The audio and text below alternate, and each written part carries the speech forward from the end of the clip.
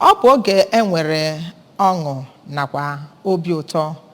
n'oge ndị Urum Anike Ancient Kingdom nakwa ndị enyi na ndị ikwu na ibe ha si na Anambra nakwa ebe dịgasị iche iche wee gbakọọ na Akaeze Village dị n'Urum, kansụl ime obodo Ọka North.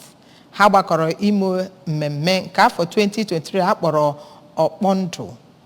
Ya bụ mmemme bụ mmemme a na-eme kwa afọ akpọrọ Egwu Ori Festival. O were ọnọdụ na Akaeze Village Hall Urum.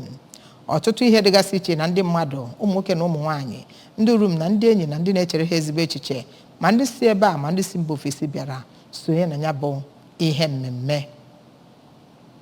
Emmanuel Okonkwo na ebe a weta ozi a ka anyị sonyere ya.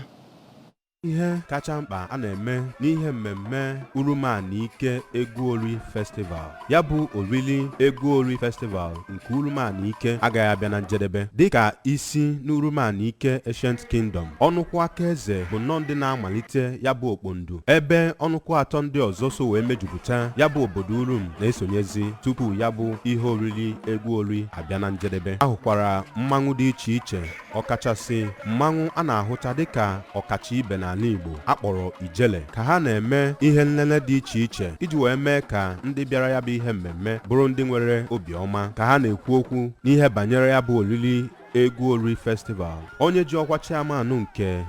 ya bụ ọnụkwụ Akitin bụ Maazị Fidelis Arinze, osote ya bụ Maazị Jonathan Nwankwọ, ya nakwazi nwa eze Urum bụ Chief Raymond Nweke nọrọ oge ha na-ekene ya bụ nwa amadi ji ego ya wee kwado ya bụ ihe mmemme Okpondu nke Akaeze afọ a bụ Chief Goodluck Ekwefa, kwue na ndị Akaeze nakwazi ndị Urum n'uju eji ya bụ olili egwu ori wa na-eti epele ya nakwazi ihe mmemme Okpondu, na-ekwupụta na ọ dị ezigbo mkpa na ndị Igbo ga-abụ nnọọ ndị ga-eji ejirimara ha wee na-eme ngala. N'okwu nke ya bụ nwa amadi ji ego ya wee kwado ihe mmemme nke afọ a bụ Chief Ekwefa, onye sokwazi na ndị echiri echichi ọzọ Urum Anike Society n'afọ a nke aha ọzọ ya bụ Ọzọ Ijele, kọwara na ihe mere o ji wee kwado ya bụ ihe mmemme bụ ịhụnanya o nwere wee nye ọdịnala na ejirimara ndị Urum na Igbo gbaa gburugburu, ma kwue na o jighị ọdịnala obodo ya egwu egwu, ebe o kwupụtaziri na ya bụ ihe mmemme na Okpondu bụzi nnọọ nke na-enyere ha aka ikenechi ha maka ngozi dị iche iche o goziri ha, ma yọkwazịa ya ka o gozie ha n'afọ ha nọ n'ime ya. Ụfọdụ n'ime ndị eji okwu ha agba izu n'ọlụkwụ Akaeze nke obodo Urum